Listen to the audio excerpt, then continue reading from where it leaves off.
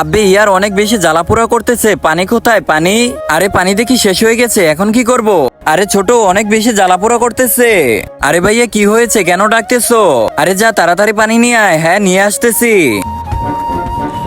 পানি। আরে আরে কলে দেখি পানি শেষ হয়ে গেছে, ফ্রিজে থাকতে পারে।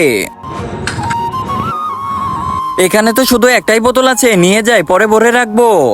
আব্বে কোথায় গেলি রে ছোটু? এসে গেছি। পানি নিয়ে এসেছিস? হ্যাঁ নিয়ে এসেছি, তাড়াতাড়ি নিয়ে আয়।